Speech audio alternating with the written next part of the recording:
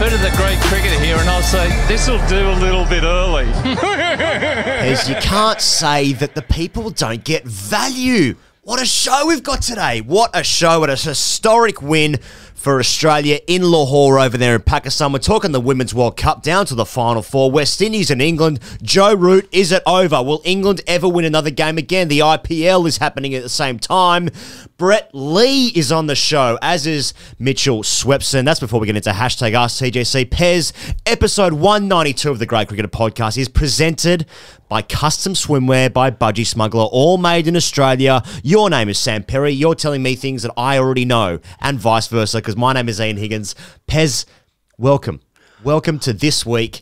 They get value. Are you excited for the show? I'm excited for the show. It's a good one this week. This week will be good. This week will be good. Kind of just the way you emphasise this sort of infers that other weeks haven't been good, and according to it's sort of hit and miss for me. Yeah, well, iTunes reviews would dictate that. If you want to flick us one. Hey, yeah, mate, it's been a good week. I was pretty pumped with the victory in Asia.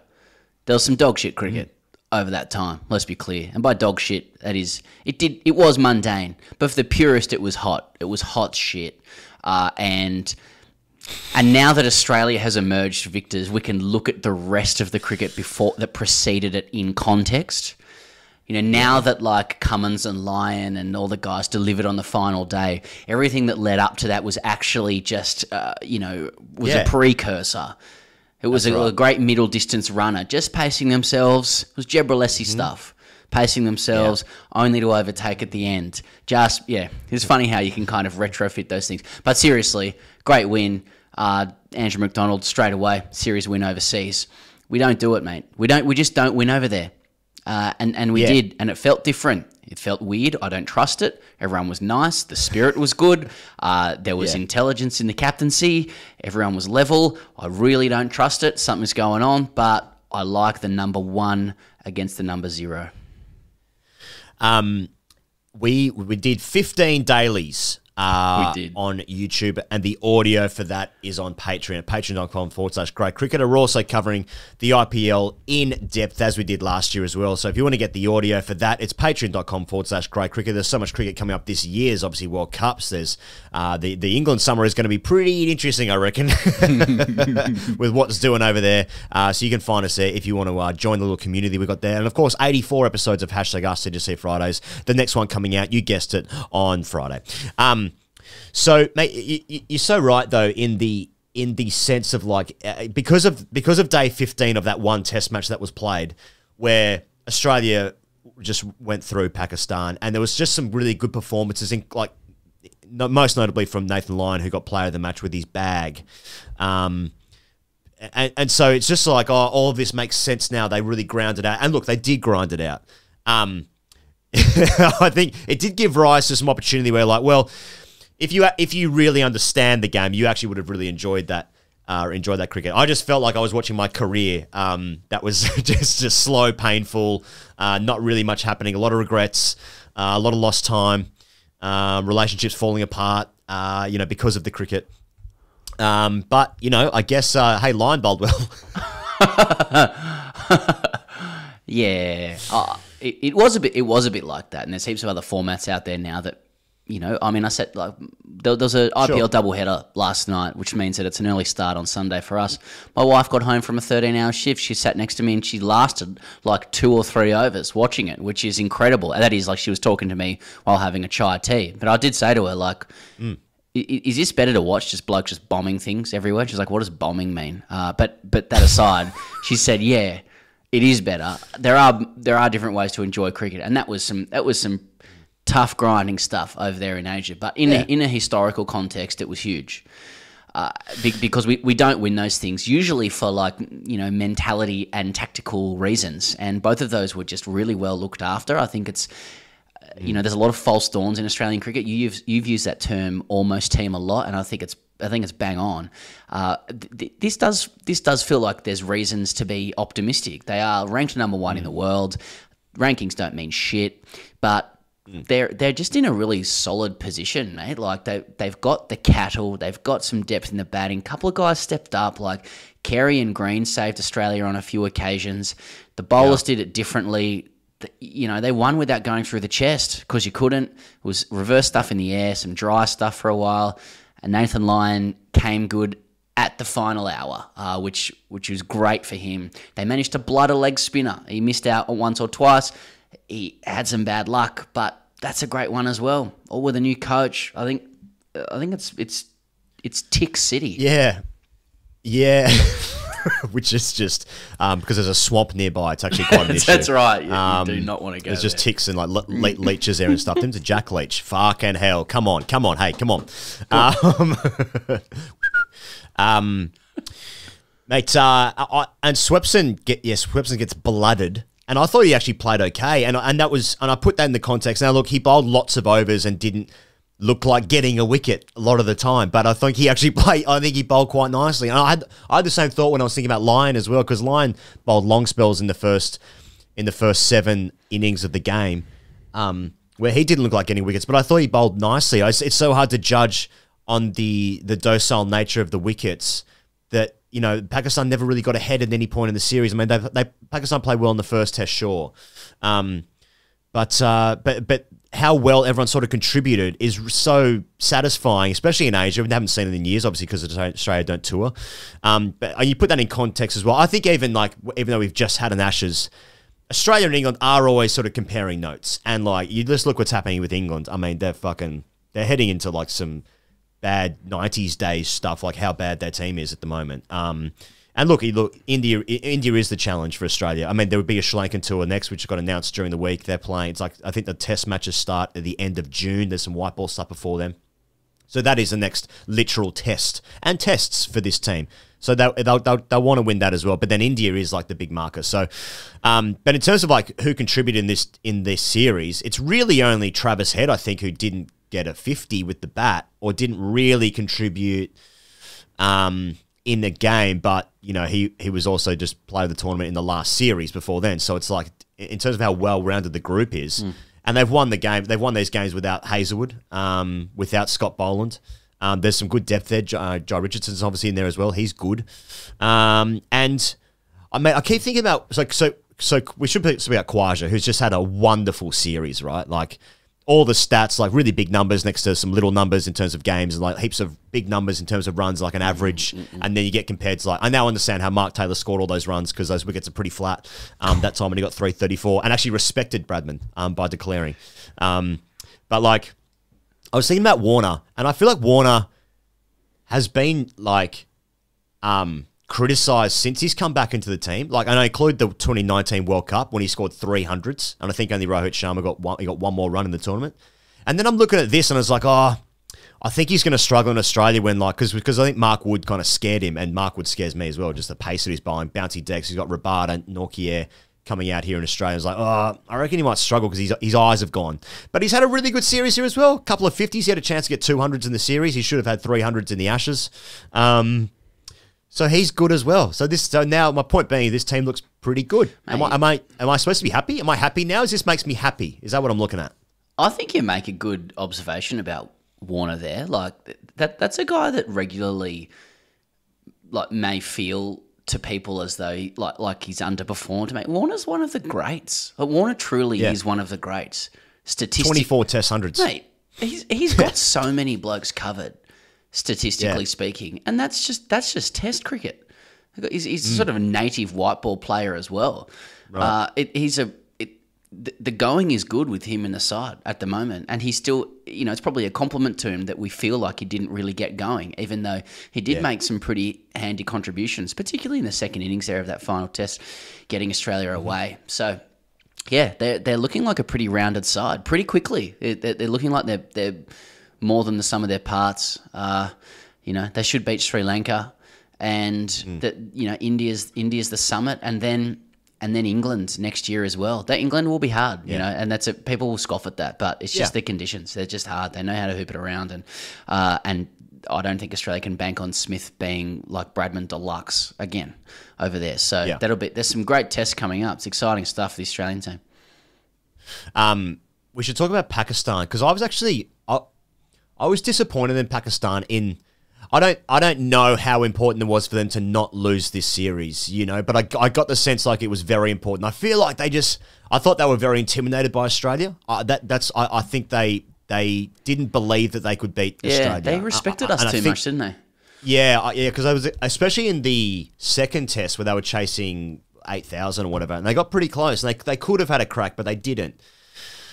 And then they kind of got blown away a little bit in the last test match. Though Australia never really escaped, you know, even that, going to the last day, they were none for 80 or something, chasing 350, and it was like, we'll have a look at this. But I just felt like they were just a little bit intimidated by Australia. They didn't really believe that they could beat the team, but they've got individually, they've got very good players, very good sticks. You look at the averages of their like top six, and they're all in the 40s. I think except for Imam, who obviously batted superbly throughout the series. Babur Azam's obviously a good player.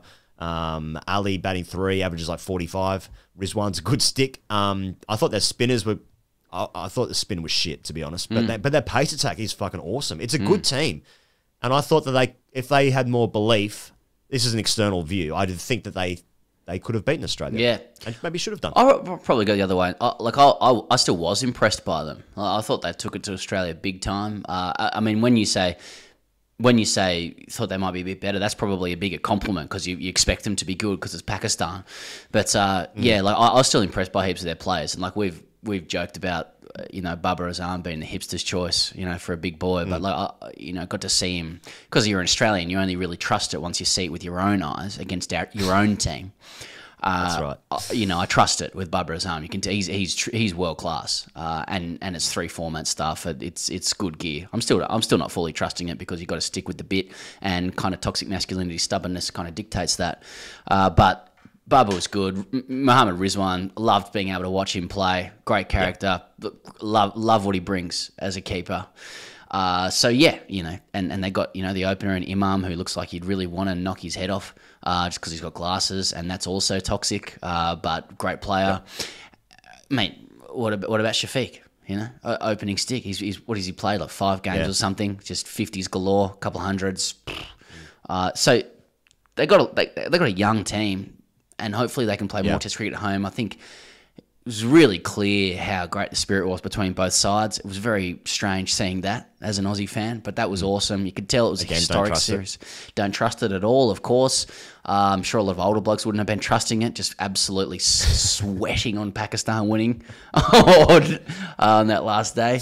But yeah, like, you know, like even just with the fans, obviously it was too hot to sit in the sun there, but like, so many signs out there of like love for Australian players, and like a lot of Pakistani commentators saying that it was a huge thing for Australia to be there for kids, you know, like that's pretty fucking cool as well. Like it seemed like a historic. I don't think that was overblown or overdone. You know, sometimes some of that commentary can get a bit saccharine, you know, like sickly sweet. Let's really talk up how good Test cricket is, but they hadn't been there for 24 years. Finally, they're playing there. It's at, you know, Gaddafi Stadium. Just, you know, just a Libyan guy. Did he sell them nuclear weapons? And I don't know, you know, like it just feels like you're going into like somewhere really foreign, and everyone was just lovely and welcoming. And the teams embraced it. It was just, I thought all of that stuff was good gear. It's just nothing through the chest. So that's all. It's just a lot of it was a tough watch. So the white ball series starts now. They've got 3 ODIs and a singular T20. That feels the most bizarre one to me because the T20 World Cup is this year. But a couple of 3 ODIs, something to look forward to, I guess. Mate, it'll be good. Hanging out for those ones. The old bilateral ODI series. If you actually are sort of a purist, you actually really get into those bilateral ODI series. So just be careful with that stuff. No way.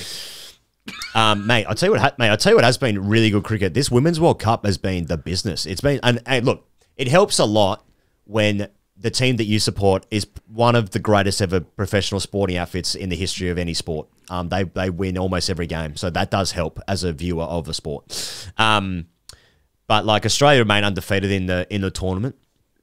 They're going to play against the West Indies in the semi-finals, and this has been the big talking. Well, the most interesting that's happened in cricket probably this week, although the Joe Root stuff is pretty good as well.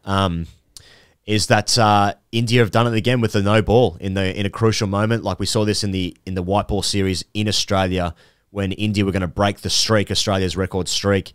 And then, who was it? Goswami bowled to Nicola Carey, that waist-high full toss, no ball. So there was a no ball in that crucial last over. There was a free hit. Very similar thing happened here. I'm sure people have already seen it. Who was bowling? In this, Deepti Sharma. Yeah, Deepti Sharma, thank you.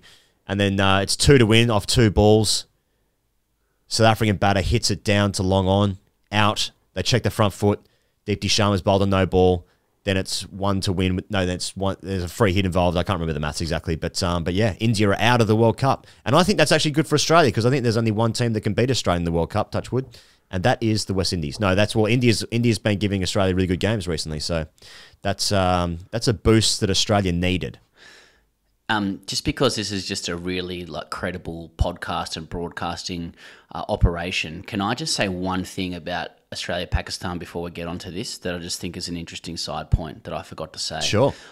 Cummins gave italics a ringing endorsement to Andrew McDonald because skippers are required to give endorsements now, and yeah, I just saw an article last week about CA's global talent search for its next coach because McDonald hasn't been appointed as the men's coach. And one of the articles was about the fact that, they're going to ask Ricky Ponting if he's interested. And this kind of would go against the grain because he's so respected. But, I just think given the performance, I'd be really sort of cautious to, caution against hiring a Ponting type figure. And of course you wouldn't say no to it and you'd get around it and it's the forearms and it's everything. But they finally sort of got a team that's where it's the captain's team. If they got Ponting, it would just become Ponting's team. All of those players would make a Ponting's team. I just think, let the boy watch. Let Cummins captain and he just works well with Andrew McDonald. Let it just. How could you have any better example or evidence that he's good to go? Anyway, I just want to point that it's just a real sidebar from that victory. Who are they going to appoint as coach? No, mate. Look, it's interesting, and I think in the context of what kind of pressure Cummins must have felt going into the Pakistan. If Australia lose that series, all that conversation from that team, that Legends team would be well, that's very interesting. Oh, Mardo would have been on Twitter for 48 hours straight, and Crickzilla.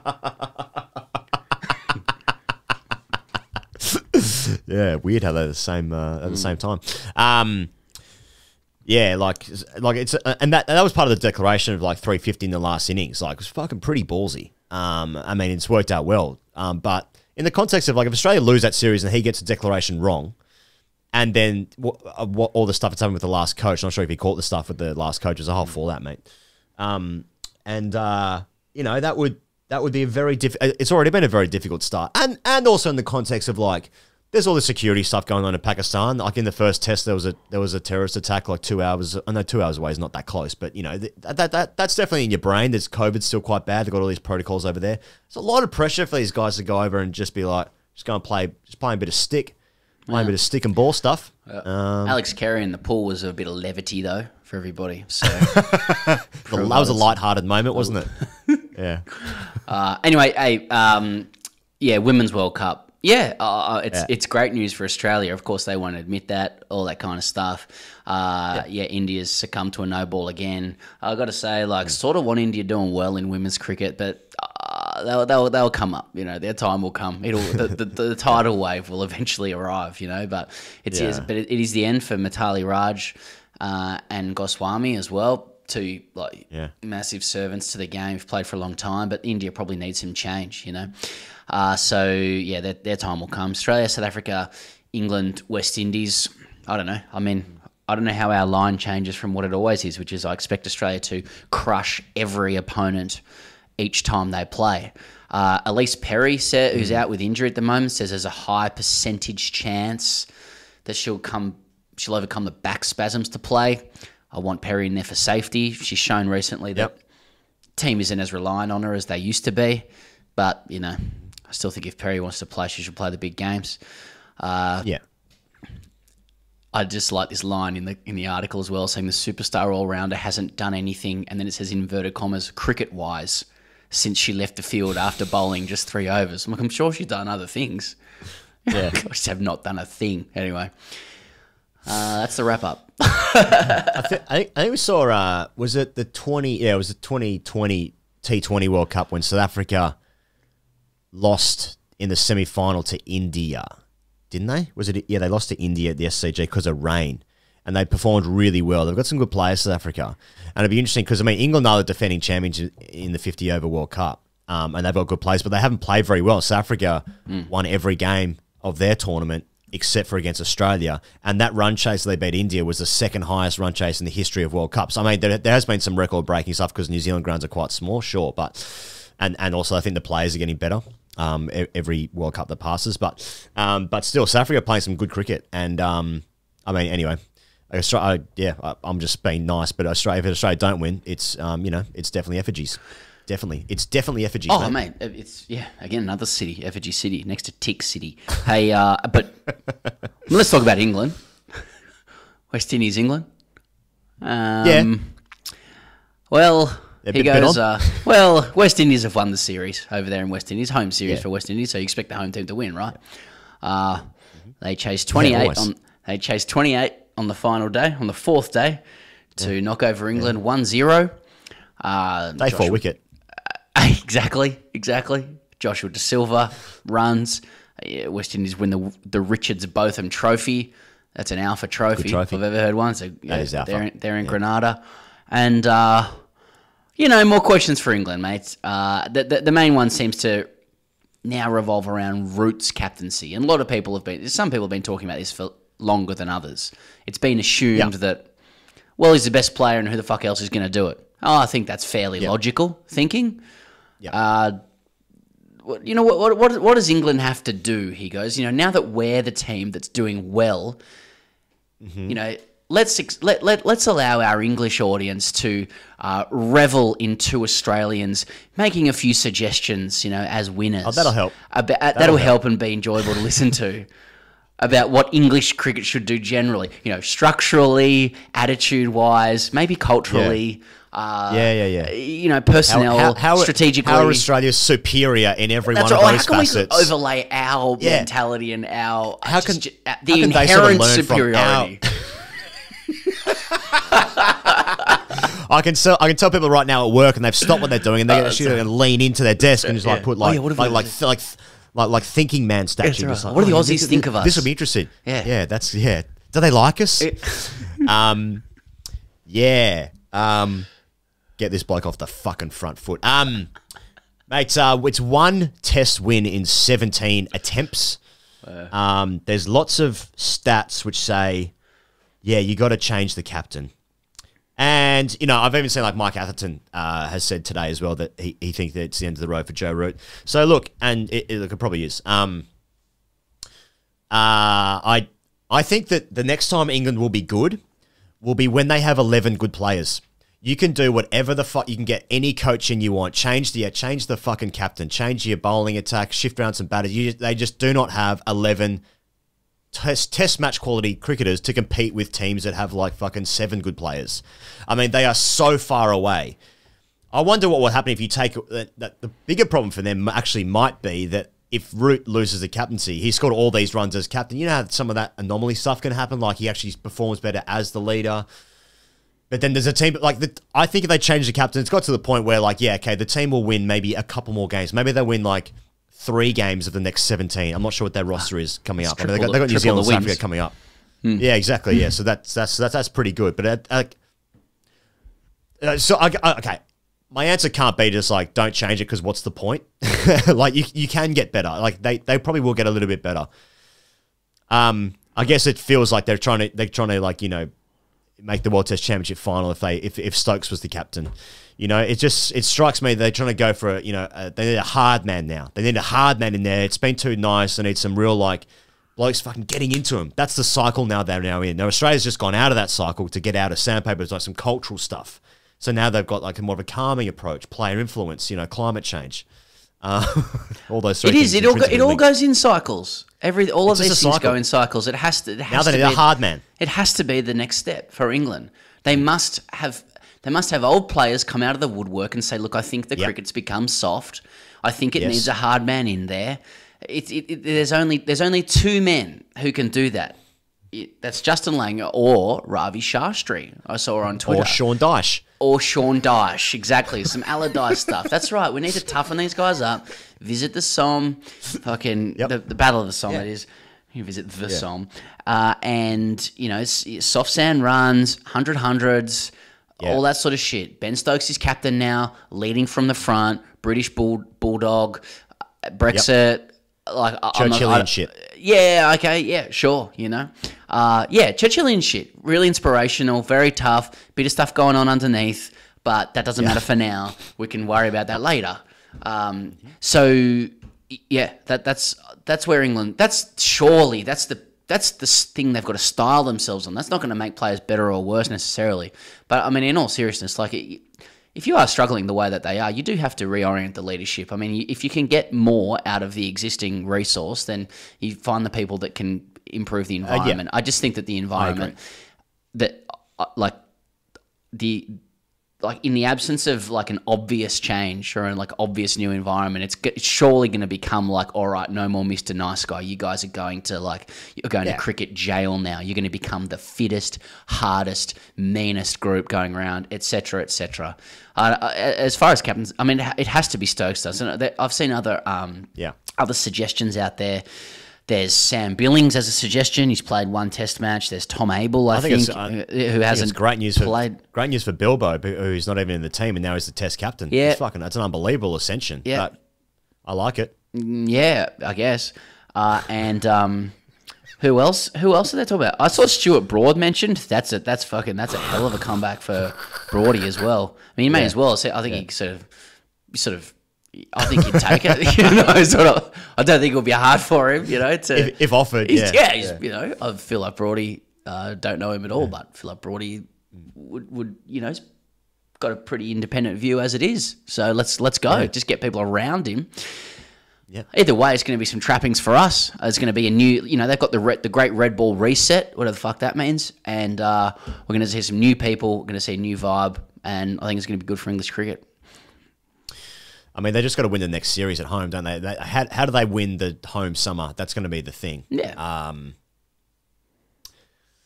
Get some other guys involved. It's just getting people involved that make you feel happy. Just figures, it's like being an old United fan. Like on occasion, people they need Roy Keane in there, and I just, the real the dopamine in you is like, oh, I remember how he made me feel. That's great. I've got no thought as to what it actually practically looks like, and it'd be a disaster. But you just like, oh yeah, I remember how he played. So let's just overlay that feeling to the current situation. And, you just do that with England cricket as well. There's guys that made you feel good. Just get them in and around the joint, get them helping out, and, then the old days will return. And what were those old days? Like maybe one good test side for a few years and a World Cup that New Zealand won, basically. Yeah. Still, it was good.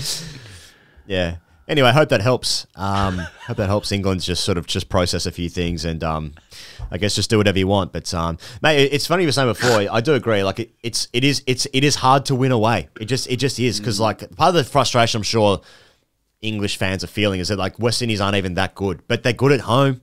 Like it's still good. Like it's hard to win. And when Australia go there in a year and a bit, it's going to be hard for Australia. Like look at that series. They had Joe Denley and Jason Roy in their top three, and it's like now they're not bad players, but it just turned out they're not probably got Test match quality. And Anderson only bowled 4 balls in that series, and Steve Smith was Bradman, and the score was 2-2. Yeah, so exactly. It's like it's fucking hard there. Yeah, mate. England also where England were just too cute by half. They could have notched a couple of extra wins and taken the pressure off themselves around the traps. Like it was pretty tough for them. They've gone overseas to India Then they've decided to fuck around when New Zealand came preparing for the World Test Championship. Like they fucked that up. They should have treated that way more seriously than they did. But they mucked around with the team after they won that first test against India, remember? Trying to rest guys for the Ashes, and then they did the same thing in the Ashes as well. They were trying to rest guys. There's just too many games that they haven't taken seriously in and of itself. Like you've always said, like the next game's more important than the current one, and look where they find themselves now. Anyway. Broad and Anderson should be available for the next series, I would have thought. Yeah. Did you say? I think the day that England got rolled for 100 in the third test, like Broad posted on Insta or Twitter, like, great day today. He's out in the course or something. It was just an absolutely fantastic day. With somebody, like, great scorecard or something like that. I'm paraphrasing it, but God. Sure, it was a great day on the course. Oh, I fucking bet it was. I bet it was. He'd be a wonderful captain, I think. Really bring the team together. The IPL is a thing that's going on now. Obviously, you can get all the stuff we're doing just about every single day on YouTube and, of course, Patreon. But the series has kicked off. The Calcutta Knight Riders play against the Chennai Super Kings in the final rematch. That was the first game on Saturday night, Australia time. And KKR got the business done. We had Shane Watson on Watto's Rap. That's a weekly show we got here on the interwebs. And he just had a few suggestions. He was like, CSK, maybe no good, no more. Now, for those of the uninitiated, CSK have won 4 IPLs. I think that's the most winningest franchise. Mumbai. So they're good. Mumbai. You're right. And then CSK. Good knowledge. No, I'm just worried about the comments there. You just that would have fucking destroyed any review, any feedback on the rest of the show on anything. Just like Mumbai 5. Mate, the best part about that Watto's Rap, as you said, like every time we talk to Watto's Rap about the IPL, like for those who don't follow the IPL because it's weird times and colours and stuff of jerseys, nice. Just clarifying. Like Watto's a big CSK guy, like he played for them and he had a lot of love for them and they looked after him after he came in from RCB. And he just, every time he come on the show, like he'd just pump up CSK at all costs and all times. Wouldn't say a bad word about Dhoni, which is fair enough because he would die if he did. Yep. And now he's Ponting's assistant coach at Delhi. And I just love seeing the other side of Watto because as everyone who listens now would know, he's just about the best bloke going around. Nicest bloke, universally popular, very smart, all those things. And you just got to see the cricket side of Watto a little bit. He just queried whether the shift from the captaincy from Dhoni to Jadeja without any kind of transition with Dhoni still in the side might just be a bit strange. Will Dhoni know how to play in a team without being captain? I was like, oh, little shot fired from Watto there, just getting under the skin, a little bit of question stuff. It got picked up in the Hindustan Times, Sport Kita, etc. I just like to see that side of Watto. He's still got the killer instinct. Yeah. One thing I like is Delhi's new jersey. That's right. The jerseys are good. Because anytime I see Ponting, it just makes me so happy, obviously, because of what he gave me in my life. Yep. But I was just thinking about how it is very American, isn't it? The IPL, they call the finals the playoffs. I mean, that's not necessarily an exclusively American thing, I suppose. But even the coach, like in baseball, where the coaches are in full kit. I saw Ponting's, they were in full playing jerseys, but they don't. I know, T20 leagues generally they try and get you involved in many different ways. There's timeouts, another Americanism. But even the coach in full kit. I hadn't really thought about it before, but every speech Ponting's ever done for Delhi, he's in full kit. He's he's about to play. He's got sunglasses on the back of his cap, he's filling a backward point. He doesn't wear the trousers though, does he? He doesn't wear the pants. Yeah, I think so. Long pants. I think so. He's in full playing kit. I really hope that's true. That is because we already got him once wearing Cricket Australia shorts down the peninsula there. He can't surely. He's not got his spikes on. Everyone. Why is it wearing a thigh pad? I don't understand. He's actually padded up, given his features. I tell you what, if Ponting could be 75 years old, and if I'm fielding and I see Ricky Ponting padding up next, even though he's on the team sheet, I'm scared. Yeah, we don't want a wicket here. Exactly. I'm dropping catches on purpose again, so the next bloke doesn't come in. Anyway, that's the IPL. Some shit's happening. There's about 70 games, and we're doing it on YouTube. Get around it. Subscribe, actually, if you're new to YouTube and all that sort of gear. Just subscribe. It helps. Helps us. Doesn't. Yeah. I mean, if you don't want to do it, then don't do it. South Australia won a game in the Shield. So that's I just wanted news. to say that. Yeah, that's something. Yeah. That's a circuit. Yeah, good for them. Good for them. First time since the late 80s. Bangladesh, and you go to the Pez. Bangladesh dust South Africa in ODIs 2-1. They've dusted them 2-1. Dusted them 2-1. And then a two-test series starts in a couple of days' time. So that's good. Interesting, yeah, because I mean, South Africa's got England. They're going to England. Then here after the IPL, then they got here, yeah. And it's just interesting. They've got such a good bowling attack. We saw a couple of those new sticks, didn't we, in the India series? Peterson batting 3. Yeah. Varane got 100 in. You got a big 100. You got a daddy. You got a daddy in New Zealand. After I said he could not bat this bloke. I said this bloke cannot bat. He averages 50 in first class cricket. Don't see how. Got 160 in a test match. So that's probably pretty good. Anyway, that's what's happening with them. Pez, who are we speaking to first? You want to speak to Brett Lee first, or do you want to speak to Binger first? I mean, okay. Sweppo's played like 2 tests, and Brett Lee, and we haven't actually spoken to Mitchell Swepson yet. To be fair, that's as well. True. That's true.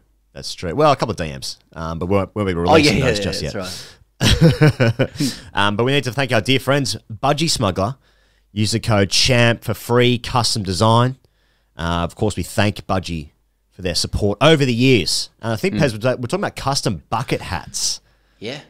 There's all those, you can accessorize however you like. I feel like this week, he goes, it's a week for hot boys, for hot boy captains. Because that's very specific. Well, I feel like it's a week for hot boy captains because Cummins has obviously achieved what Australian teams haven't achieved for quite a while. 10 years since they won in Asia in a test series. Faf du Plessis, the new captain of RCB. You know, he's captain where Kohli isn't captain. So, he's obviously a hot boy, hot man. He's probably more man than boy. So I just wanted for a custom design, if you wanted to go through some of the hottest male leaders around the world, just having a think about that. All we're trying to do here is just try and brainstorm. There's nothing wrong in brainstorming. There is actually. But the guys like, Enrique Peña Nieto, the president of Mexico. He's a hot boy, as people will know. Justin Trudeau, I get people say that's hot. PM of Canada. Prince Amadeo of Belgium, the Archduke of Austria-Est. That guy. Hamdan. What did you Google to find this? Hot boy leaders.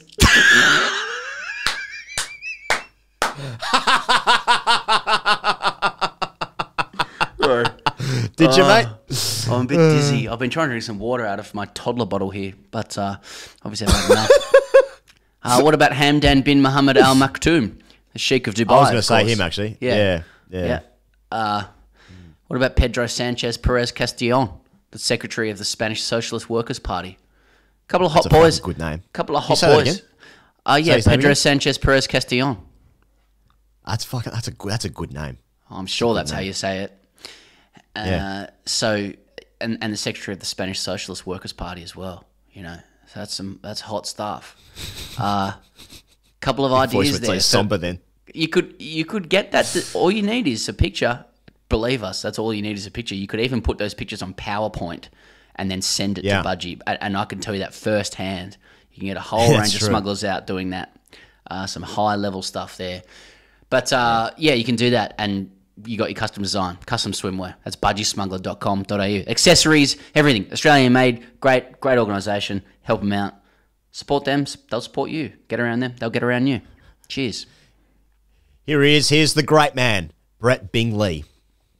Okay, this guy played 76 tests, 310 wickets there, best of 5 for 30, 10 fifers, 221 ODIs, 380 wickets at 23, a best of 5 for 22, 9 fifers. There's 25 T20Is in there at 28 with 28 wickets. So that's 718 international wickets on the Zoom call right now to go with 116 first-class games, 487 wickets, 20 fifers. 2,500 runs with the bat across all international formats too at an average of 20-odd. He's a gun fielder, rocket arm, probably the quickest bowler Australia's ever produced, absolute rooster, plays in a rock band, and whichever team he was in, the boys must have been absolutely purring in the sheds when this bloke was around. It's none other than Brett Lee. Binger, welcome to the Grey Cricketer. Boys, I have to say that is the best introduction I've ever had in my life. With your permission, I might actually take that and use that when I go and do. No problem. The rooster's in the proverbial shed with us, so you can do what you want. It being look, storied career, every level, successful at every level. So let's just obviously start the most important one, grade cricket. What's your relationship to it? How quickly did you graduate from it? When did you realise you were scaring grizzled veterans? Well, grade cricket was the actual fundamental of learning how to play the game. And that's where you learn about yourself. You learn how to sledge properly. You learn how to have some fun. You learn the trades of cricket. And I sort of think back to, it must have been, I was about 15 years of age down the south coast playing for the Oak Flats Rats. And I was playing first grade cricket down there. And I got the offer to come to Sydney. So think about a 16-year-old kid then. It took me a year to work out that I wanted to go to Sydney. So at the age of 16, I was playing first grade cricket in Sydney for the Campbelltown Ghosts. And I was always short. I had size 12 feet in year 7. And they said, I'll grow into my feet. Big hands, big feet, long socks, as they say. You will be over tall. But I was waiting to get to 6 foot. It took me to the age of 18. But, 16 years of age, I was playing first grade cricket in Sydney, facing guys like Wayne Holsworth back in the 90s and just absolutely shitting myself.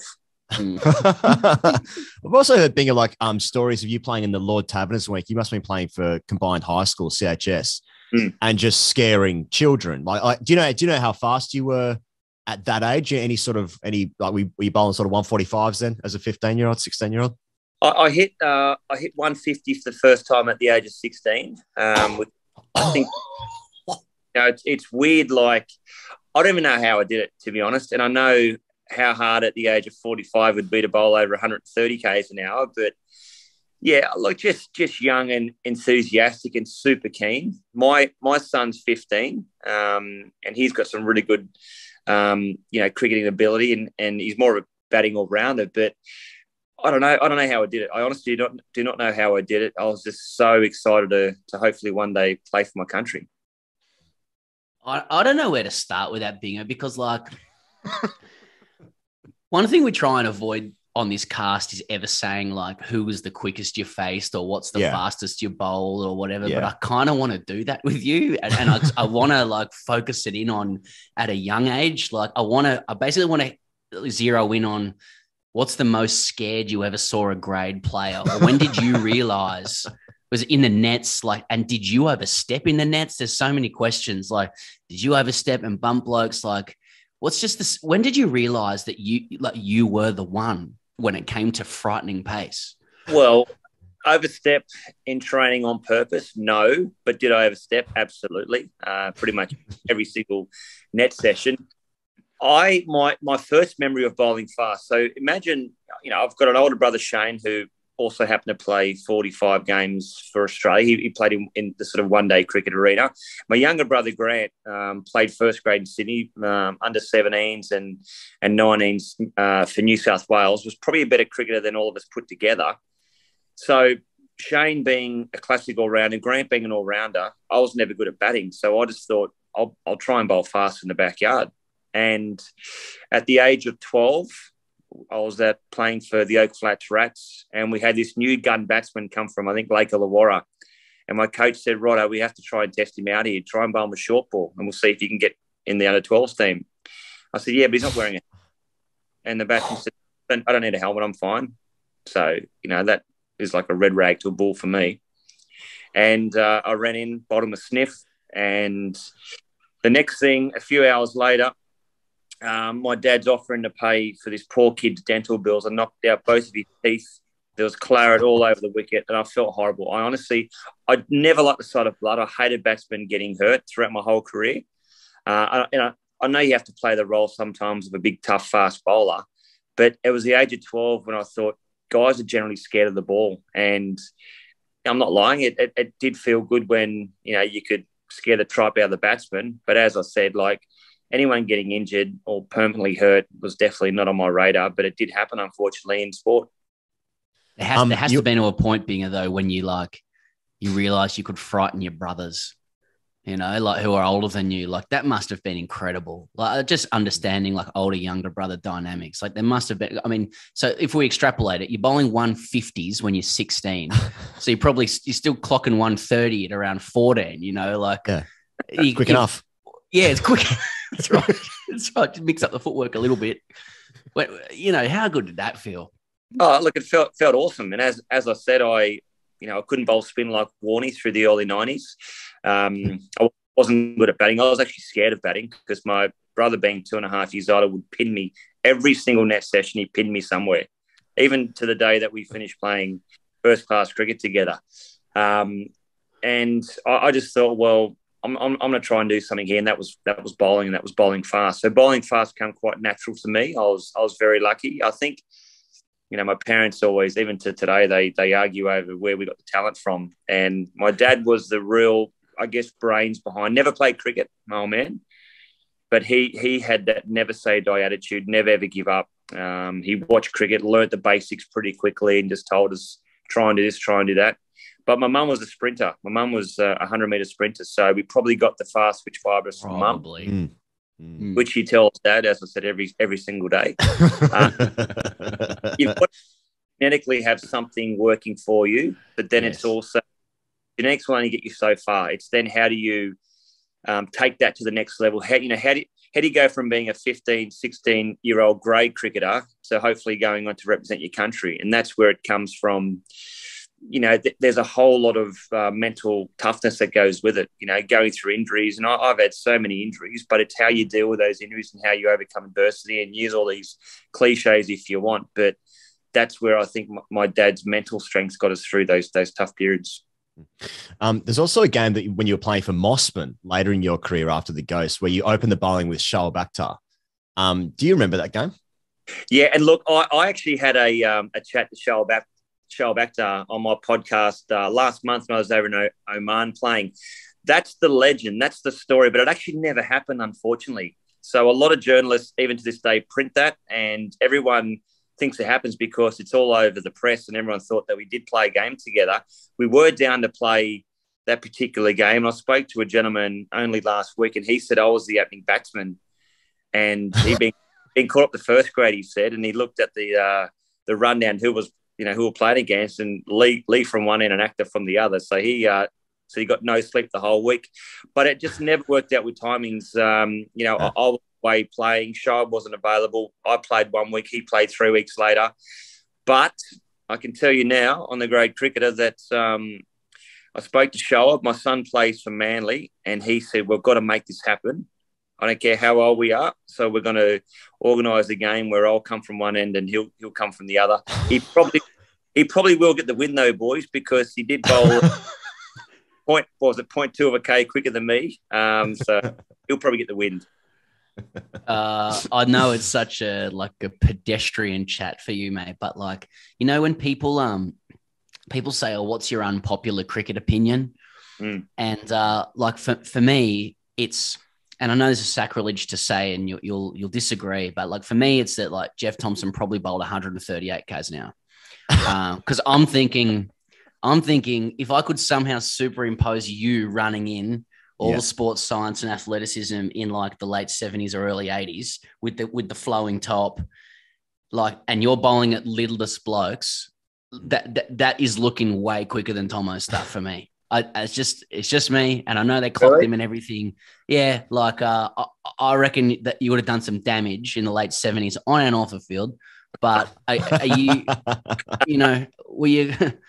You're not allowed to say it, but were you quicker than Tomo?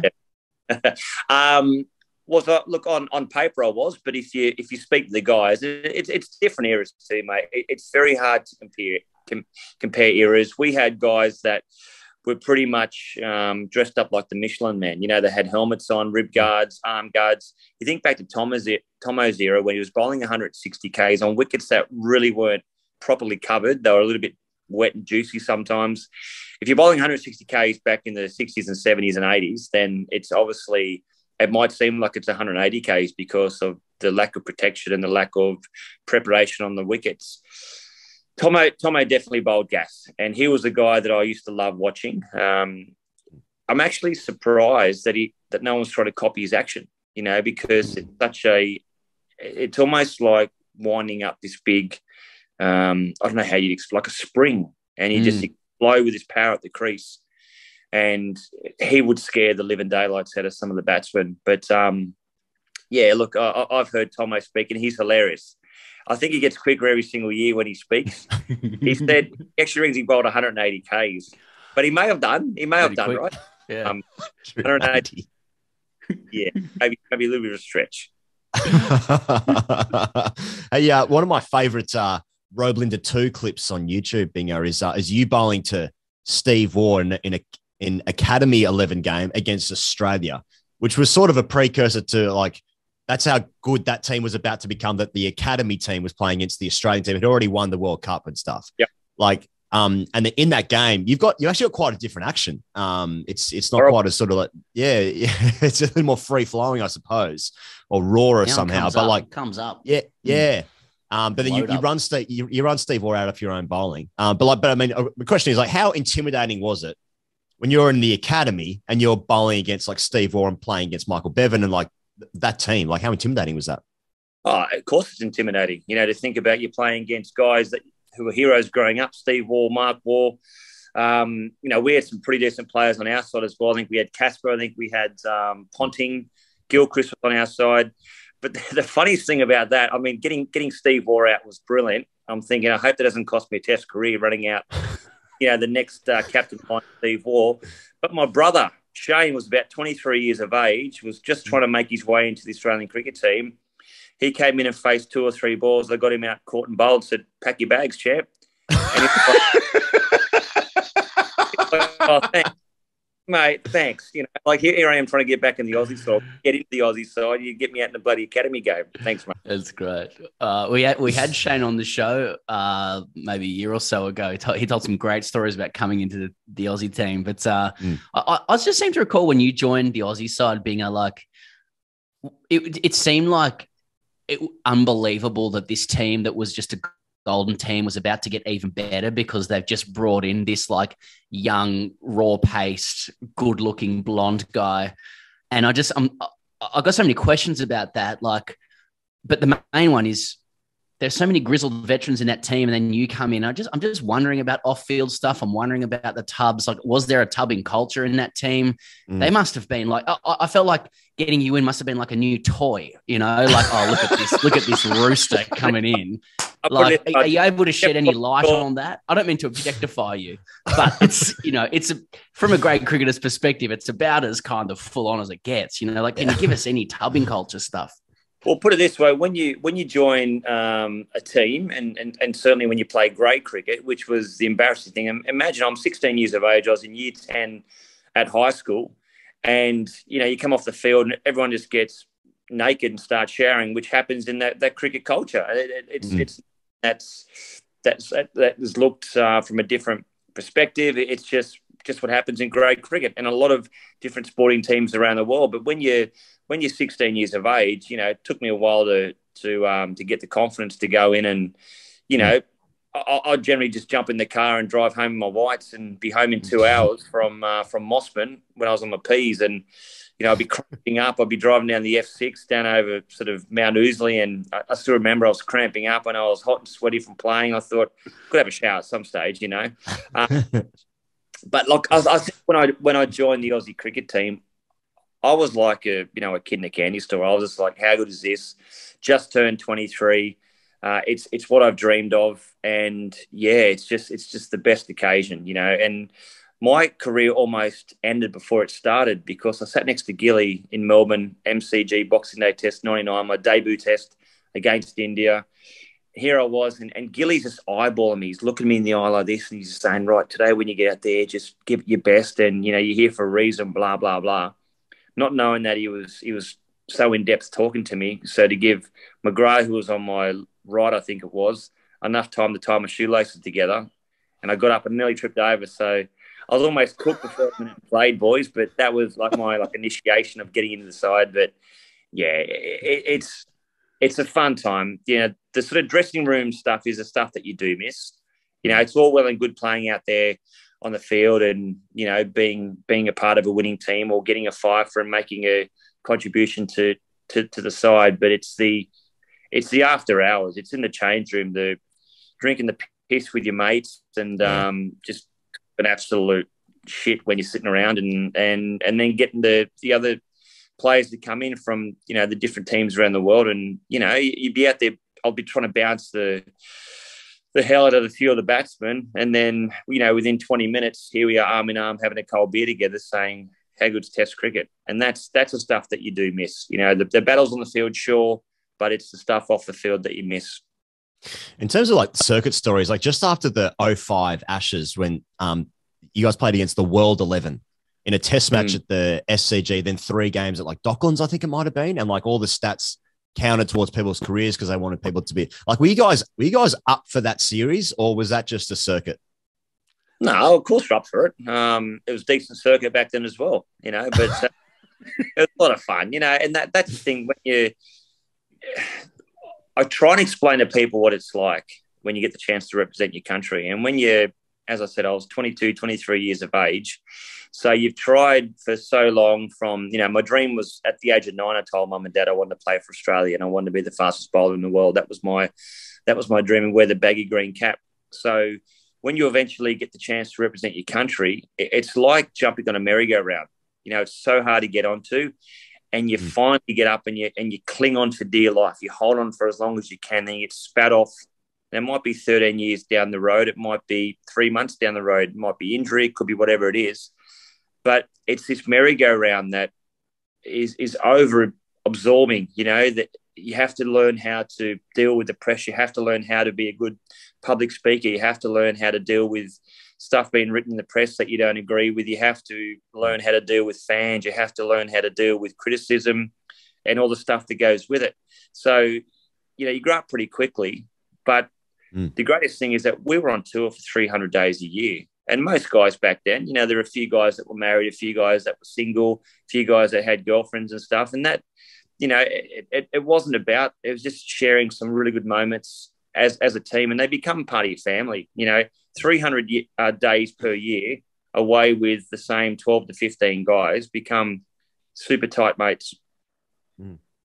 It's funny you said that, being sort of speaking of family, but perhaps in a more like controversial sense. Like so many people from the golden team from that generation, like really staunchly backed JL recently when it was all going down a little while ago. But I noted you were one of the rare people who said something pretty reasonable about Pat Cummins, while also noting that JL had been harshly treated at the end.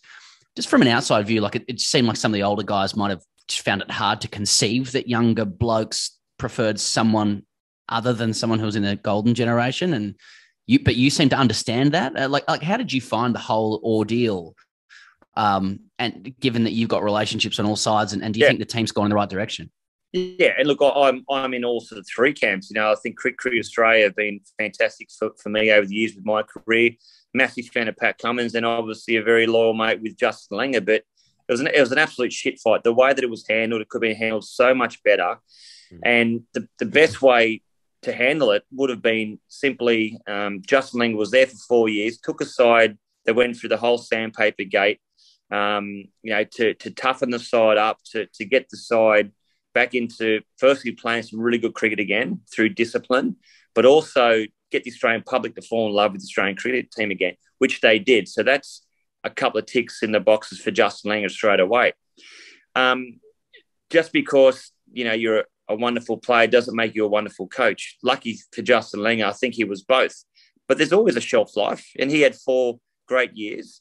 The team, and they use the word or the phrase in inverted commas, they want to go in a different direction. And, reading between the lines, they probably want a new coach. But that's fine too. And there's nothing wrong with having different views on what you believe or what you feel as a coach. So where I think the stuff up was, Justin Langer should have seen the writing on the wall, because he had a meeting 6 months ago, or 6 months before he left, prior to saying that, the team's moving on. You've lost some of the members of the team, and they're going in a different direction as they said. There may have been a meeting 12 months prior to that as well.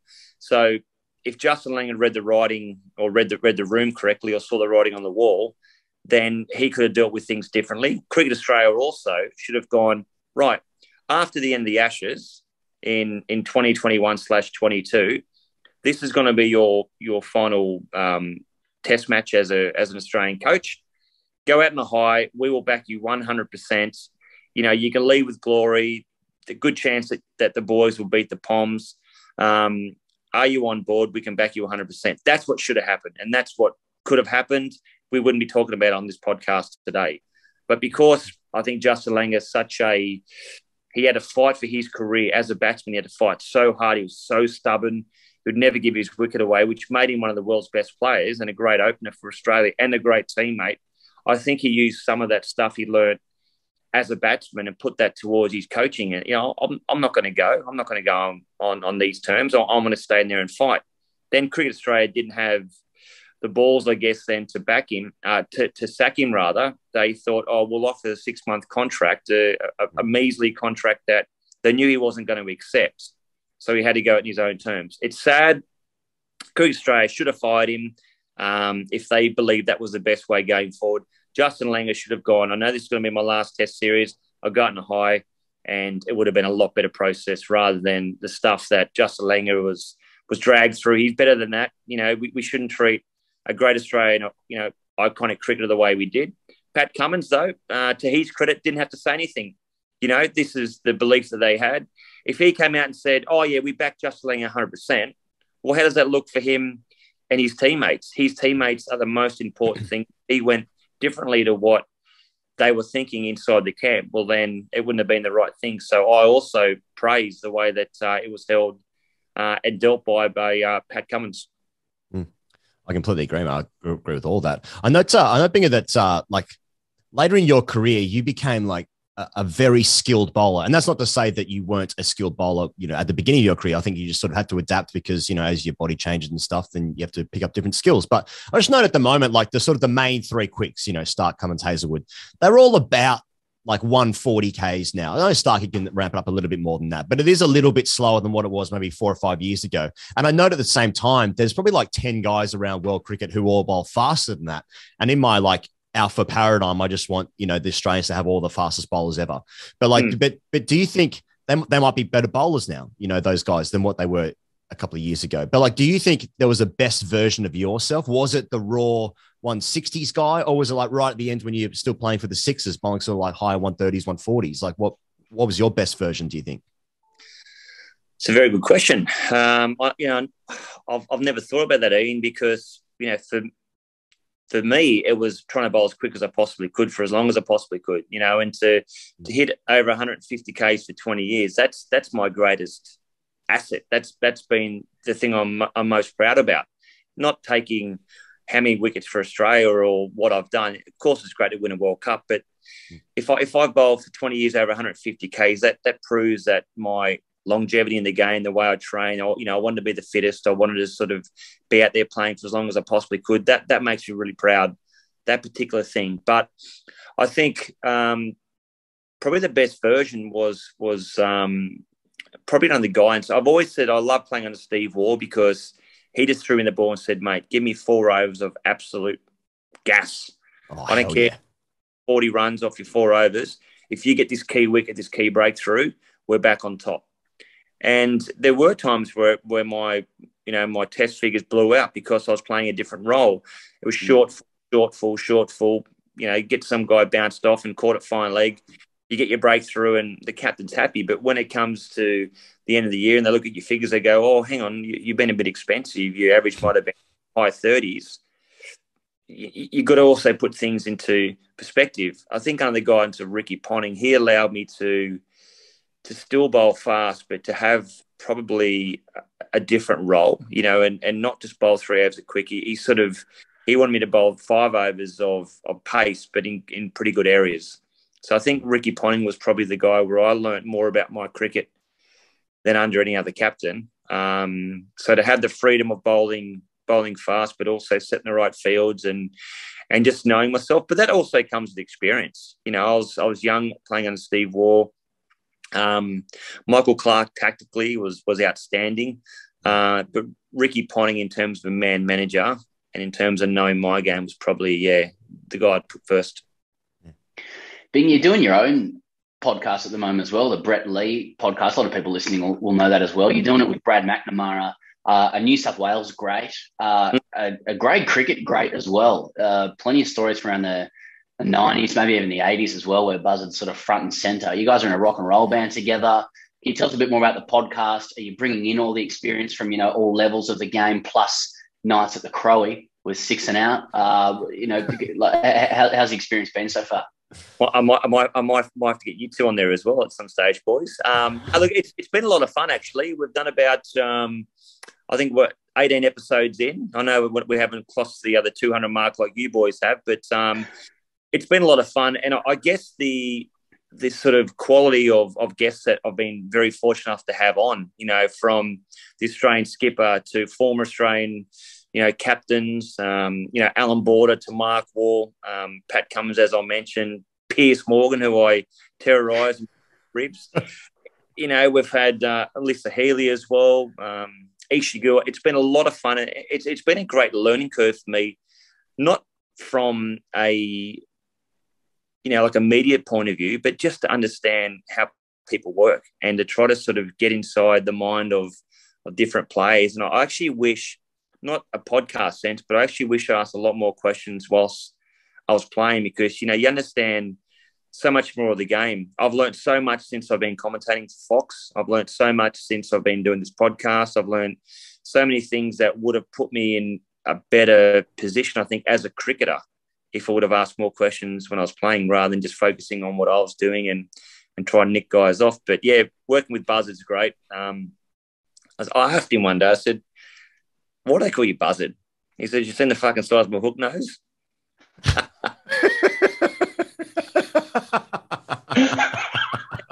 Very good point. Buzzard was a very, very good New South Wales first-class cricketer. Played a lot of great cricket for St. George, and we had some wonderful battles against each other. But I think working with Buzz, and now that he's produced obviously a lot of cricket from Channel 9 now, and executive producer at Fox Sports, to understand the game from a production side, but also from like a cricketing side as well, to have those hours and millions of throwdowns that he's had in grade cricket. It's made our job a lot easier and a lot of fun, and he's quite raw. But look, it's going well. It's going really good. That's cool, mate. Bingo, we'll let you go. We've taken more time than we said. It's sort of usually what we do. Apologise, but mate, all the best with the Brett Lee podcast. All the media work you're doing. You're obviously still playing, going to Oman. I see you knocking over your son Preston on Instagram as well. Just sort of yorking him at pace. Well, what happened there, just quickly? I'll tell you quickly what happened. We're at my brother's house, Shane, in the front yard just before Chrissy, I think it was, having a couple of drinks, catching up prior to going back to work. And, Preston said, "Let's have a game of cricket." So I'm out there with my younger brother, Grant, as well. Shane was filming. And I bounced Presto, and he pumped me over the road for 6, hit me on the neighbour's roof. And I thought, all right, I'm not having that. So I bowled a quick, what I use the term, a holiday resort, Mallorca, and ripped a little peg and said, "Pack your bags." But this thing went viral. So Shane put it up on his Instagram. It went to Iceland. It went to Canada. It went over the States. I think because of the Indian population, they obviously, that's probably my biggest following. But I said to Preston, "How are you feeling, mate, knowing that this has been played over and over again on Fox Sports and all that?" He goes, "Well, Dad, I had my shirt off. The rig was looking okay, so I was happy." 15. He's 15, boys. Jesus. Those DMs are sliding in. They're sliding in the DMs, though. The rig's looking good. Yeah. Too fun. Brett Lee, thanks so much for joining us, mate. Catch you next time. Absolute pleasure. Keep up the great work, boys. Catch up. Okay, we've got Australia's latest debutant, firm member of the Brotherhood of Leg Spin. He played in the series win in Pakistan, the last 2 tests. Mitch Swepson. I feel like calling you Sweppo. I don't know if we just hear everyone else call you that. I don't know if you have to earn that title. I was calling you that on DMs. I might have overstepped the mark, but Sweppo, welcome to the Great Cricketer. Thanks, mate. No, you haven't overstepped the mark at all. Sweppo is fine. Everyone goes with Sweppo, so stick with it. All right. Well, mate, firstly, congrats on your debut. We're all waiting so long for it. I know it must have been even more so for you. It was so good to see you. Trappings for the eyes, something different for fans to see. You get a series win. Very stoked for you. I just want to, can you take us into the sheds after the series win? Just what's the optic? You know, we know there's no beers or alcohol in Pakistan, but when we think about Australians and series wins, it's connected to beer, you know, rightly or wrongly. You know, were there beers? Is like, we're not working for Pakistan here, like, or do you call it a quiet beer and then that's okay? How do you celebrate without beers, I guess? Yeah, that was tough because I've been I guess in and out of Australian squads for the last 5 years and been lucky enough to be in a couple of winning series, and pretty much as soon as you get off the field into that shed, it's you crack a coldie straight away. And it was a bit different, especially they were kind of like dangling in our face with the size of the cup of the trophy. That the Bennett Kadir trophy was like, you could have fit like a carton worth of skewies in there, and so it was like dangling the carrot. Like, they gave us this massive cup to drink out of, but we weren't allowed alcohol in the shed. So it was a different vibe. But we sort of packed up our stuff and got back to the hotel where the Bull, Davey Warner, had arranged a few treats for us back here. So we eventually got there. So we got there in the end. I like using like international trophies, like you rank them based on how many beers you can get into the cup, which is actually why the Ashes are so shit. Sweppo, I want to ask you, Sweppo, like, I mean, I'm sure you, like, when did you discover leg spin in your life? Like, I'm sure you probably batted 3 for your school team, and then you probably just like rolled out some leggies one day and you just turned out to be amazing. Is that how it worked out for you? You're actually not far off. I went to a regional trial. I think it was like under 11s, and I rocked up to the trial, bowled some seam ups, had a hit, and then bowled like an over of leg spin, like just to throw everything at them, like show them I had everything. And the coach came up and said, "Mate, can you bowl another over leg spin? You're the only spinner that's turned up at this trial." So I bowled another over leggies. They picked me in the team. And I literally haven't looked back. Like, I just started bowling leggies from then on. So that's literally how I sort of ran into it. I used to play, like, as a junior, I used to do the whole, like, bowl 3 balls of pace, 3 balls of spin, and, like, just loved trying everything out there. And, yeah, when I got picked for a rep team, as I just stuck with it. So that's sort of how I fell into it. And mate, you don't strike me as a guy that like would have just, because you're a leg spinner, you have to go through, you know, have to jump through so many hurdles, go through so many obstacles. You're probably 5 steps forward, 10 steps back, just, you know, at all costs and all times. Like, so you've probably done a fair apprenticeship in grade cricket and spent plenty of time there. Like what's your relationship to the to the competition that you'll now pretend not to know about because you have a baggy ground? Yeah. It's tough. Like, as a spinner, I sort of I debuted when I was 22 for Queensland. So I basically, out of the pathway stuff, I sort of got thrown into the deep end of, you know, the pit that is grade cricket. And you're 100% right. When you play grade cricket as a spinner, especially in Queensland, like, the wickets are always good there. You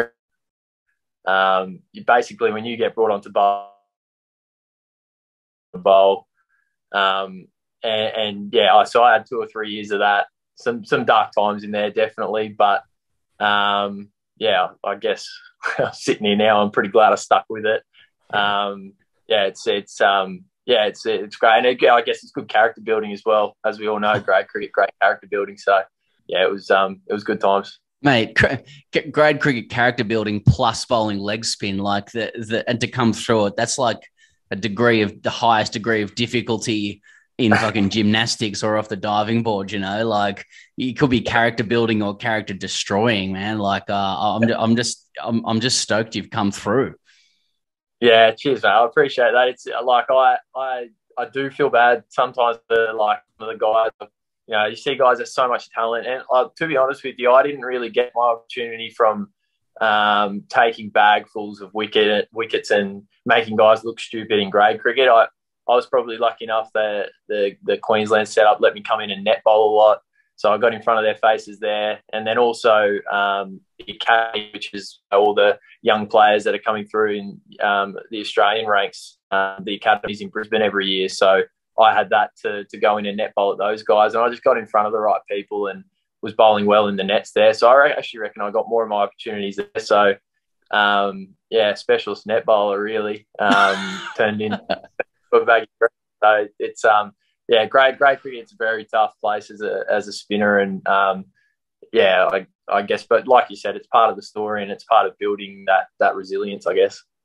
Hang on. I was having a look at some stats, Sweppo, for Sandgate Redcliffe, your club. 2008, don't come in here with your, I had to ground it out. 2018, you played the grand final against West. You took 6 for 11 off 5 overs. Don't come in here and be like, I just got a bit lucky. I bowled some good overs in the nets. Played fours, 6 played for threes. 11 in 5 overs in a grand final. Discuss. How'd they come out?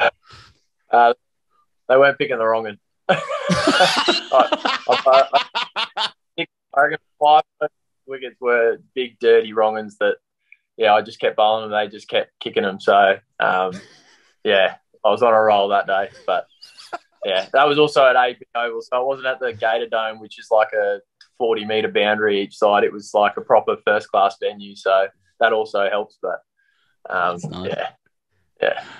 Good day. They came out well. I mean, so, then you finally cracked the big time in Test cricket. You've debuted a couple of weeks ago, and you've played 2 Test matches, and they're big tests for Australia. And you look online, and in the last sort of couple of years, a lot of experts online in areas like immunology for COVID, international security experts for Russia. And about the same number of specialists on leg spin once you debuted. Just a couple of pieces of advice here and there, just around sort of your pace. And I just want to know, like 2 questions. One, like how many people kind of got through to you and told you to just give it a bit more air? We just need a bit more up and down from you. And 2, just sort of you got to get above the eye line, because I heard Shane Warne say that once, with respect to the great man. But also, seriously, so I do want to know, like, who is giving you advice, but also seriously, like how do you feel you bowled over there?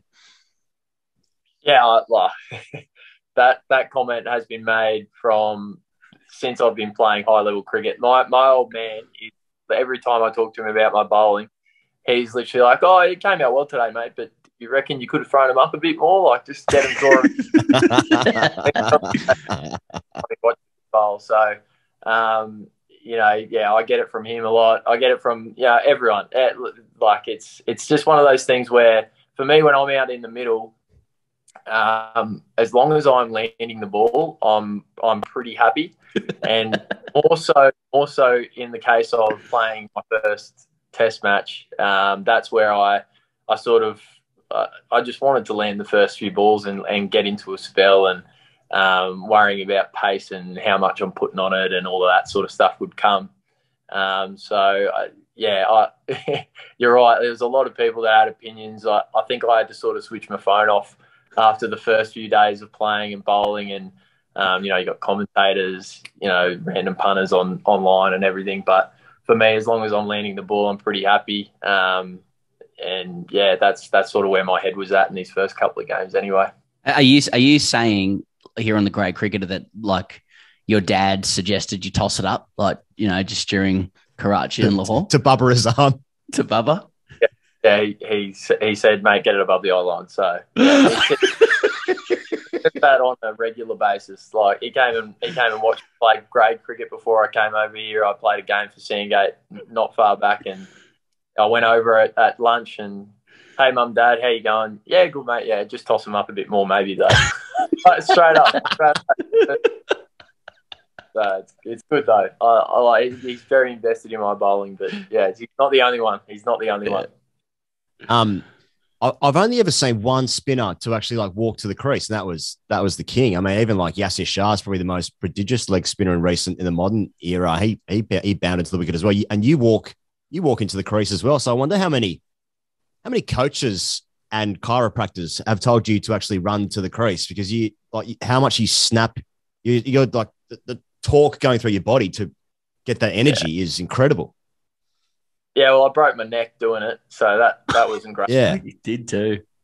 But somehow I managed to give myself a stress fracture in my neck, so that's probably got a bit to do with it. But yeah, I think like going back to Warney, I think it was probably the influence he had. Like when I first started bowling leg spin, like I was like, how do you do this? You just like do it how Warney does it on TV, and like you see him walking up to the crease and giving it a big grip when he gets to the crease, and it's just like that's just how I started bowling, and that's just how it's always been for me. I've always had the same action, and yeah, like that's, I guess it's a credit to the influence he had on a young leg spinner like myself. So yeah, I guess I found a way to make it work to get to this point. Like I said, it cost me a couple of months of rehab on my neck, but yeah, it's just the way I've bowled since I was a 14-year-old, 13-year-old leggy.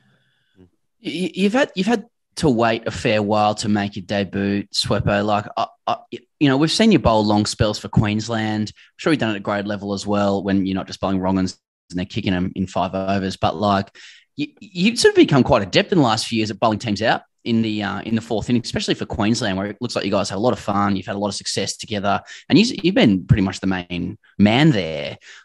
You come in to bowl against Pakistan. I'm just going to get your sense, having finally got out to the middle and experienced it. Like, you're bowling sort of hard spun leg breaks. You're challenging the stumps. But their batsmen just give you nothing. Look, at what point are you thinking, you know, can someone please make a fucking mistake or just play a poor shot like they do at home and just jag me something? You know, it just seemed like that. They were, you know, I guess I'm asking, like, what's it like to bowl to guys who are just so good at playing spin? Yeah, it's it is very demoralising. I think it almost gets to a point where you're just like I'm just happy not getting hit for a boundary. Like, like you start to draw on, okay, it doesn't look like I'm any chance of taking a wicket here, so let's just try and not get absolutely smacked around the park. Try and at least play a role for the team where you're building some sort of pressure, just doing something, because, yeah, you're right, there was periods there where, especially I think when Baba and Rizwan were going in that my debut test in Karachi, like they were just so locked in, so hard to bowl to, and you just need to find, I guess, something to try and stop them. I came around the wicket a couple of times, bowled at their legs. People say it's defensive, but bloody hell, I tried everything else. So yeah, what else was I going to try? And you know, yeah, it's just part of the game, and it should be tough. It's Test cricket. It's got to be the challenge that is Test cricket, and that's what I love about leg spin bowling, is that yeah, it's fighting through those challenges and trying to come up with ways to get blokes out and going into your bag of tricks. And so yeah, it was tough, but it was good fun. I'm sure you must have also been like, lads, can someone fucking catch one? Any danger?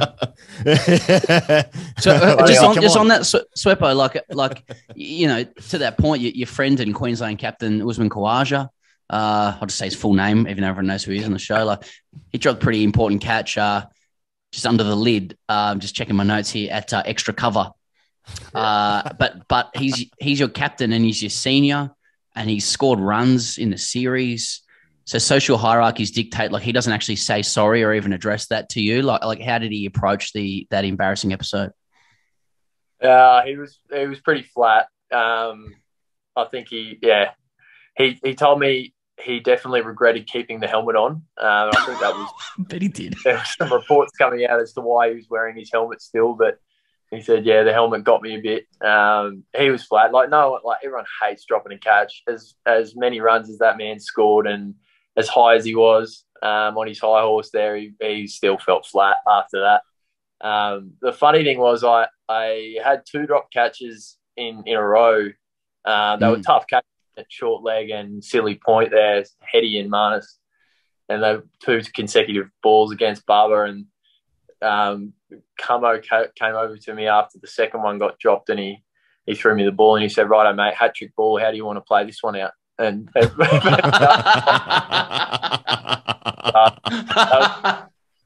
thought he's done well there, because I was feeling so shit after that, and that just kind of got me back up. So that was good from him. Good banner. What I mean, anything else from Cummins there? I mean, he's being lauded now. There's the declaration thing in the last game. Were you guys in on that? Was there any debate in the change rooms? And can you just generally give us a sense of what it's like playing under Cummins and even just playing under a bowling captain? Yeah, well, on the declaration front, there's always conversations going on between players, but at the end of the day, senior players and the coach really run that, drive that.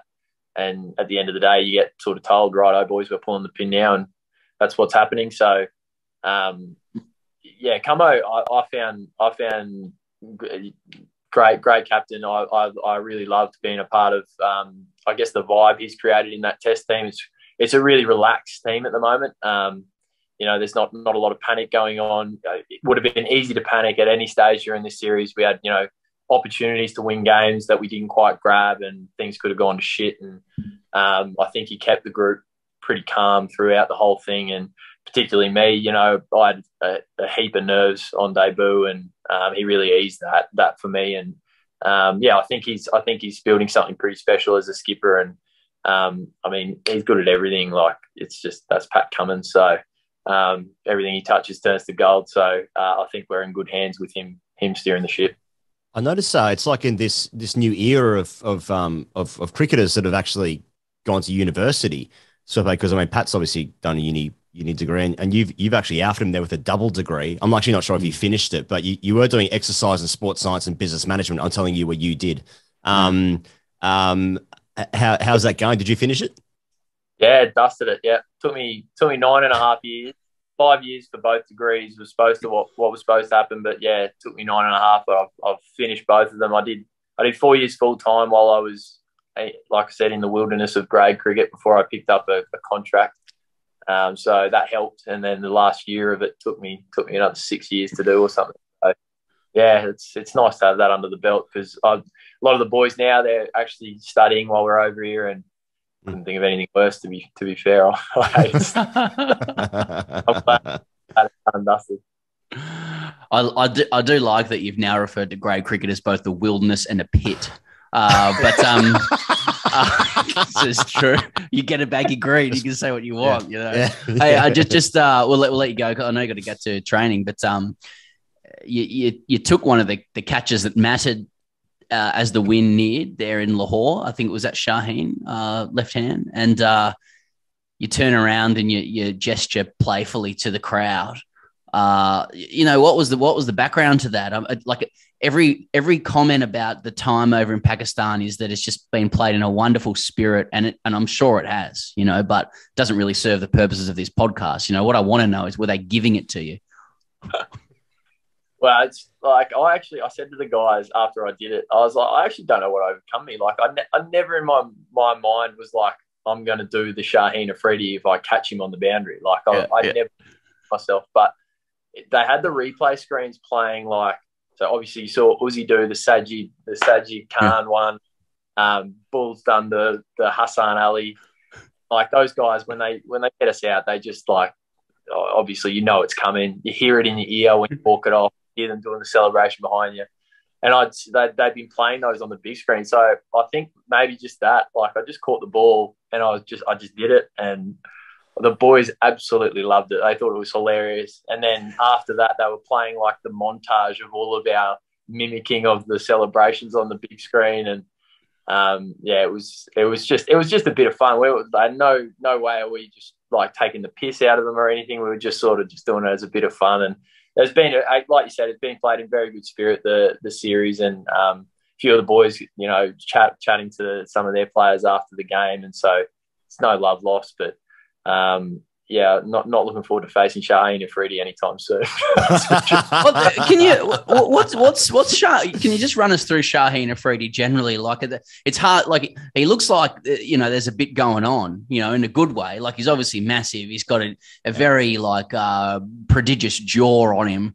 He bowls wheels. He's got a great smile, but like it's hard to know. Like, is he a villain or is he a friendly giant? What are we looking at with Shaheen? Is he a mate of the boys?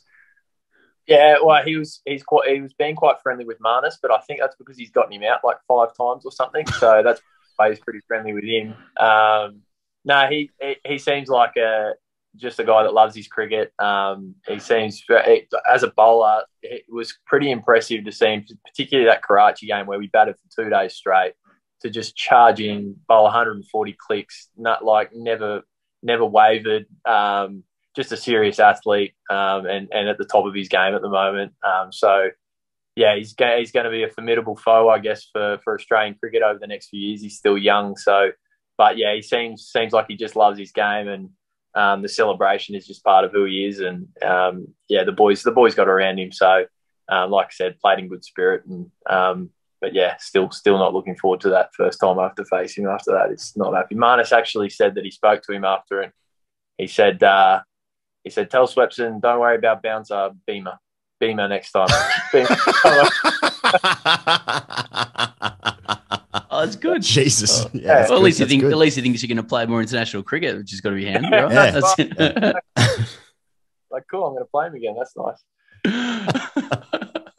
Hey, Sweppo, thanks so much, mate. Really appreciate it. Let you get off the training. And, mate, well done on the debut, on the series win. Looking forward to seeing you next time in Sri Lanka for some more brotherhood stuff and some more advice, from people like us and in the public about how to bowl the most difficult art in sport. Cheers, legends. Thanks for having me. It's been good fun. Thank you very much to both of our guests for joining us. Now, we still have not spoken to Mitchell Swepson, even though we're coming out the other side of this break. But you know what? That's just the magic of recording. We need to thank and take a moment here, actually. Just take a moment in our week here just to think about our penises. Huh? Take a moment to think about our penises and the presentation thereof. Now, where are we, Pez, vis-a-vis presentation of thy penis? I'm due, actually. I'm due. Okay. Yeah, so I don't have a recent scaping story, but I've scaped so many times via Manscaped, that I don't think like it's now a discreet or bespoke or like remarked upon activity. Like it's just what I do. I use it. I present myself, in a superior way to that which I was prior to scaping. Do you know why, mate? Because you are a caring partner and you're looking after yourself, you're looking after your self-esteem, you're looking after your mental health as well, and you're looking after your partner's health. Don't pretend to know what my partner's proclivities are in any way, particularly as it relates to my genitals. Yeah. But yes, she does.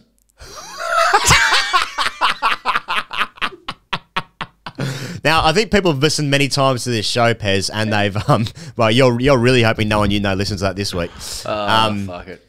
Too far gone. People have tuned into this show enough to know what manscaping is about, how we use it, how it's good. You do get a bit of feedback being like, this actually is a game changer. People have sent into the DMs, into the emails before, but what are we talking about this week? We've spoken about ball wipes. Yeah. We've spoken about scent. It's a premium collection, mate. I have actually I unboxed my premium collection recently, and I've got it rolling. I bet you did. Yeah, I did. And I don't even know what that means. The shampoo, the signature scent was what we're talking about, and it's like my wife approves of the signature scent. The signature scent has a bit of class to it. It does. It's not what I expected. It's not Lynx Java, with respect to Lynx Java and the role that it played in high school corridors in the late 90s. But it's not that. You might think it would be because it's Manscaped, but it's not. It's nice. It's good gear. The body wash is good. It's actually my preferred body wash. I have a few different options in the shower, again because multiple people use the shower, and I'm reaching for the Manscaped body wash.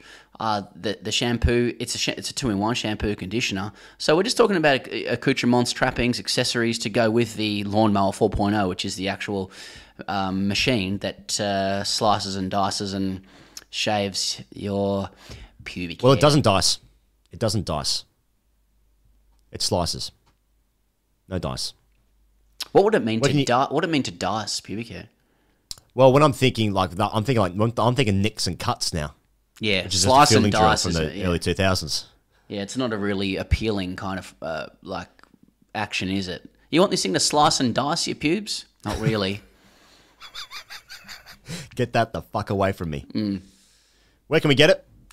Manscaped.com, use code TGC at checkout. You're going to get 20% off plus free shipping. Come on. Do yourself a favour. Hashtag AskTGC. Bruce wrote in, Pez. And he said, boys, I'll cut to the chase here. I've been fascinated with the products on offer from our friends at Manscaped ever since you've started talking about them on your show. My favourite product of theirs in particular is the Crop Preserver ball deodorant. My morning routine has never involved as much care and attention to my boys as it does now, whilst the rest of my body has started to deteriorate to such an extent that a day in the sun playing cricket sends phantom pains to my knees and leaves me riddled with anxiety. My body hair has never been so trimmed, good looking and smelling fresh. I'm not bragging, but you should see my dick. Ooh. This is not a Manscaped ad, by the way. Bruce just wrote in. Yep. I recently got back from an ill-fated family holiday, Bruce continues. In attendance were my father, stepmother, and grandparents. Now, I'm not about to compare sitting around the pool with the multi-generation versions of myself to sharing a shower room with men of similar ages in the Sunday village side I occasionally play for, but the similarities are that, for a vast majority of the time, that fellas have their tops off. I can't help but feel about my rig. Feel better. I can't help but feel better about my rig when compared to the other men around me, but also a sneaking sense of dread that this is what I may have to look forward to in my 50s and 70s. Now, for the entire holiday, I've been manscaping every morning, making sure my boys look and feel great, despite the chances of them being viewed by anyone being nil. So, despite being according to the internet, severely overweight, hairy beta male, I know that down below my junk is sitting there cool as anything and giving me the confidence to walk around without my top on despite my resemblance to Shrek. Honestly, you should see my dick. The fuck? Well, dude, I've already got 3 questions. Now, I've always been known as the hairy one by my friends and family, often compared to a Wookiee or some kind of large monkey.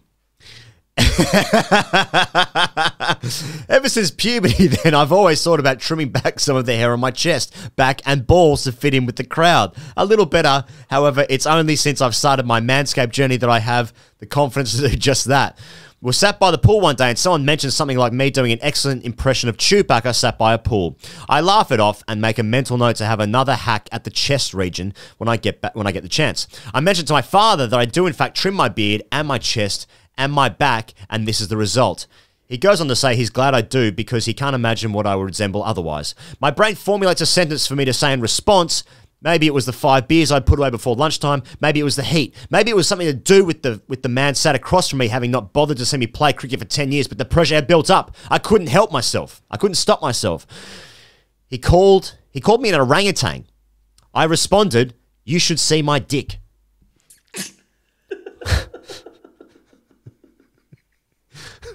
What's doing here, Bruce?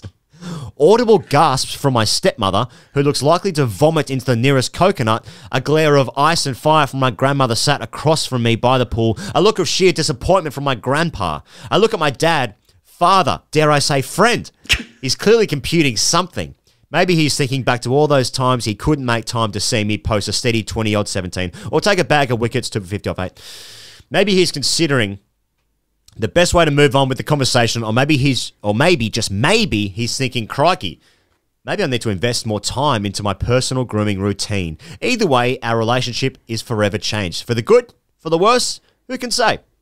We have returned from the holiday now and rather conveniently are required by COVID rules to quarantine for 10 days, so there's no chance of seeing him again until late next week at the earliest. I require your expert views on this. What does this all mean? Was it a predictably beta move or somehow alpha to say this to my father surrounded by loved ones? Can I ever look my dad in the eye again now this event stands between us? His full name's Bruce Bog Standard. So thanks, Bruce, for that. I mean, just to clarify early, like, is Bruce saying... Is Bruce saying he's kind of comfortable with his rig because he's comfortable with the size of his penis or just the coolness of his penis after using Manscaped, even though he's like, he himself. Well, he doesn't mention size. I think he feels like he's looking after that part of his anatomy. Manscaped gives him confidence in spite of evidence otherwise. That's good. I think that's good. Sure. And you should see my dick. That's his comeback to his dad. I guess it's just that scenario where you like it's the confluence of like, and the awkward confluence of like the father-son relationship or the father-child relationship with the father-adult relationship, you know, and it's a crossover. I still remember being in the pub once with my dad and uncles and some friends, and I was in my early 20s, very early 20s. Right. I still think about this. And I was regaling the group about a sex story involving me. Right. And I remember my father being visibly awkward at being part of that. I had clearly misjudged. I'd clearly misjudged the appropriateness of that. I didn't show that at the time, but I still think about it. I still think about. It wasn't anything like, you know, particularly vulgar. It was just that I was talking about things that my dad didn't want to hear about, and he just wasn't there. That's just not where he wanted to be. It's an interesting one because he sort of wants to be. He wants to be bantering with his dad, doesn't he? He wants to be mates. Yeah. He's trying to do he a wants to be mates thing. mates. And I think he's also slipped into it, like in that question, he wrote 3 or 4 times, "You should see my dick. Seriously, you should." So like, and he's talking to us. So like, and of course we're all friends. Yeah. In his brain. We're friends with him. So like, so then he sort of like just slips into a bit of banter gear with his dad, thinking like, "Oh, we're all adults here now. I'm a young person." Like, do you remember like ever having like a beer as an 18-year-old with your dad for the first time, or like in your family? It's like they still see you as a child because you are. Yes. And the same way that like if you're 23 and you go to the same bar that like 18-year-olds are frequenting, you're upset that the 18-year-olds are there. It's like too young. They're too young. They're too young. So that your relationship with like I don't have any children, but I can only imagine like the relationship that you have when you see these people raise up into adulthood, they'll always still be the little human. You're not supposed to know anything about drugs, alcohol, sexuality, any of these life experiences. So I think he would have been rocked. He would have been rocked when his spawn said to him, "You should see my dick." Oh, and particularly it's kind of fucked me up too. He's tried to one up his father with cock stuff in front of his grandparents. It's a tale as old as time. A tale as old as time. Yeah. I'm sorry, Bruce. I cannot say we've all been there, brother. Yeah, not for me. Not yet. It's fathers have to. Just working this through my head as it's fathers and sons have to negotiate a bit of cock stuff. Coming through. Like it's up to the father to normalize and create safety and security around that stuff. Like only this morning, I went to do a wee.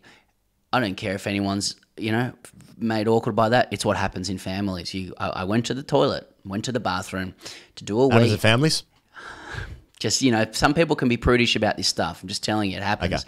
Okay. We're in our family. I've got a 3-year-old and 1-year-old. We're doors open with weeing, and sure. No problem.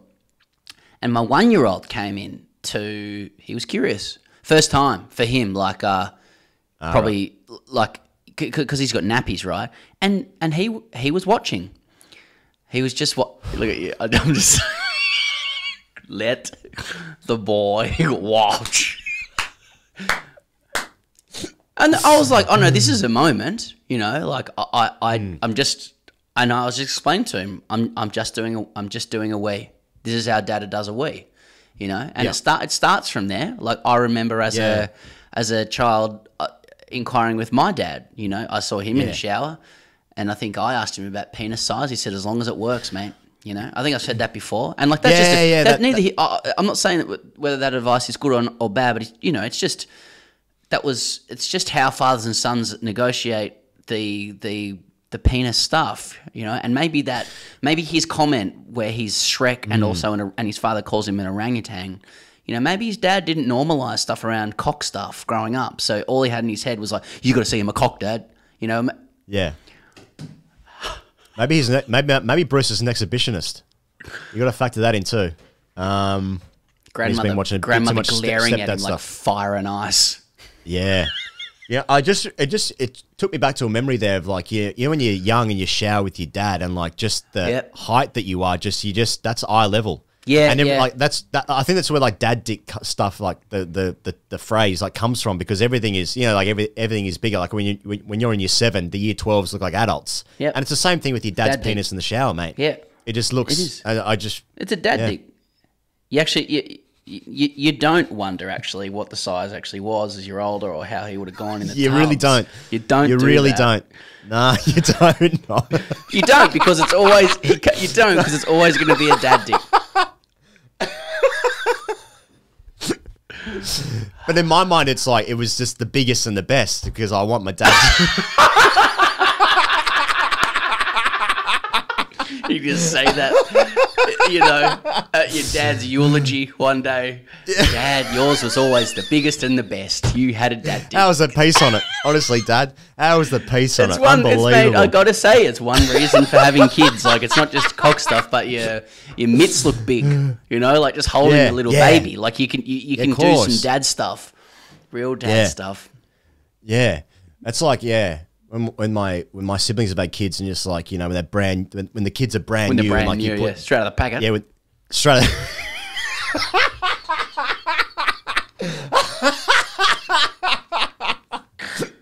But you know, you put like their little hand in like the palm of yours, and just like, and then at that moment you're like, I could probably film the grippers with these. Yeah, your sister's looking at you thinking like, what a wonderful moment for my brother, just holding my child in the palm of his hand. He's just going, oh, fucking, how about the mitts on it? Like, absolute buckets here. I got some buckets on me, don't I?